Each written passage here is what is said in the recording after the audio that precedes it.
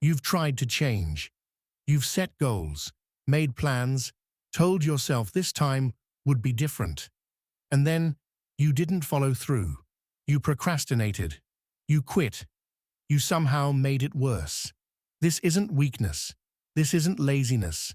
This is your brain doing exactly what it was designed to do. And today, we're going to expose the hidden psychology of why you self-sabotage. Self-sabotage isn't a character flaw. Psychologists define it as behaviors that create problems in daily life and interfere with long-standing goals. The shocking part, it's not random. There are specific psychological mechanisms driving it, and once you understand them, the pattern loses its power over you. Let's break it down. The first mechanism is the fear of success. It sounds paradoxical, but research from Dr. Carol Dweck at Stanford shows that many people unconsciously fear what success will demand of them. New expectations, new vulnerabilities, new ways others will see them. So the brain creates a ceiling. It lets you get close and then pulls you back. Neuroscientifically, anticipated success activates the amygdala, the brain's threat detection center, in the same way actual danger does. Your nervous system processes the idea of change as a threat because change means the unknown. Your brain is essentially saying, I would rather keep you safe and stuck than risk something I cannot predict.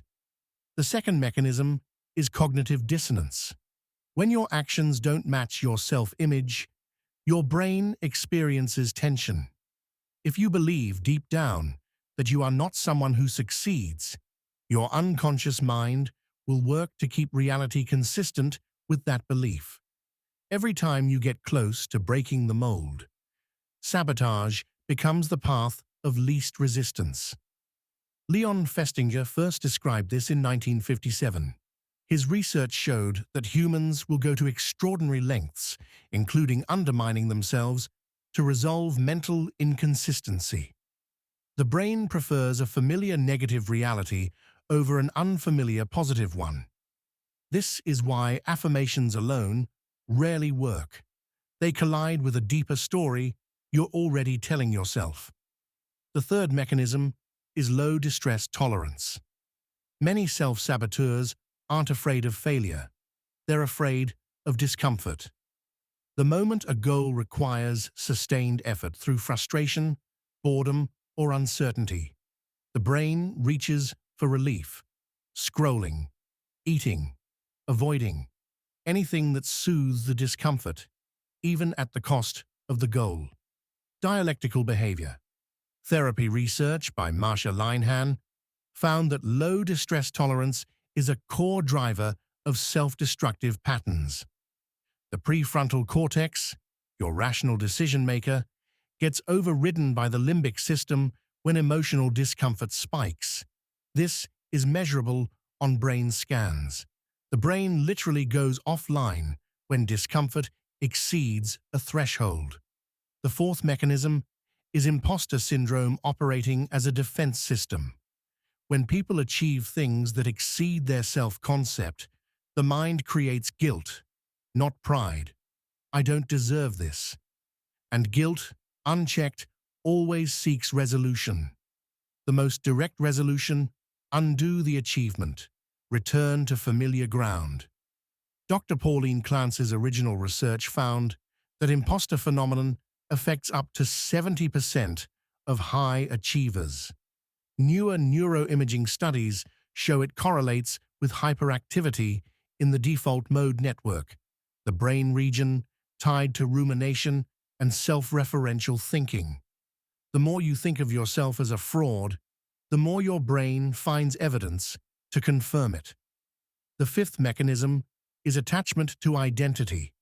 Who you are right now, your struggles, your habits, your story has become part of how you know yourself. Changing means grieving an old version of you, and the brain resists grief. This is why people trying to leave toxic patterns often feel a mysterious pull backward. It isn't weakness, it's identity. Social psychologist Roy Baumeister found that identity-threatening change triggers ego depletion. Your willpower resources drain faster when change requires dismantling who you think you are. The brain treats identity disruption as a survival threat, releasing cortisol, narrowing focus, and resisting the new behavior at every turn. The sixth mechanism is secondary gain. This is the hidden benefit your problem gives you. Staying stuck can mean staying safe from judgment. Staying in conflict can mean avoiding intimacy. The mind is brutally pragmatic. If a problem is meeting a need, the mind will protect the problem, even from your own attempts to solve it. Psychodynamic research consistently shows that symptoms, including behavioral ones, serve functions. The brain prioritizes immediate reward over long-term gain. If your current behavior is meeting a core need, willpower will never be enough to override it. You have to find a new way to meet the need. Until then, the pattern will survive every attempt to break it. The seventh mechanism is learned helplessness. If you tried to change and failed enough times, especially early in life, your brain may have formed a neural conclusion. Effort doesn't lead to outcome. This isn't pessimism. It is a hardwired prediction, built from real experience, that your actions don't actually matter. Martin Seligman's landmark research at the University of Pennsylvania showed that after repeated uncontrollable negative events, mammals, including humans, stop trying even when escape becomes possible.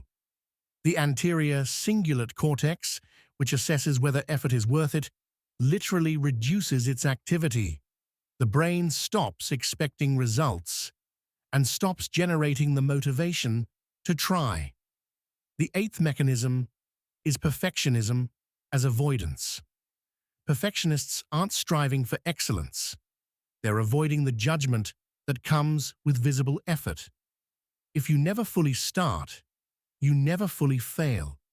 The script sounds like high standards, but its function is protection. It's the brain creating a reason not to be seen trying. Research by Gordon Flett and Paul Hewitt distinguishes between adaptive and maladaptive perfectionism. Maladaptive perfectionism correlates with activation of the anterior insula, the region that processes anticipated pain and social rejection. The brain is already simulating failure before you begin, and to protect you from that simulated pain, it manufactures procrastination. So what do? Stop fighting the behavior and start asking what need it's meeting. Every self-sabotaging pattern is a solution to a problem your conscious mind hasn't identified yet. Cognitive behavioral and schema therapy build this awareness systematically. Journaling, pattern tracking, and self-compassion rebuild the neural pathways that self-punishment destroys. You cannot willpower your way past the brain, but you can understand your way through it. Your brain isn't your enemy. It's doing the best it can with the programming it received. And programming, unlike personality, can change. Subscribe to Mind Decoded. Every week, we break down the psychology of the mind. Most people never take time to understand. The more you know about how your mind works, the less power it has over you. And the more power you do,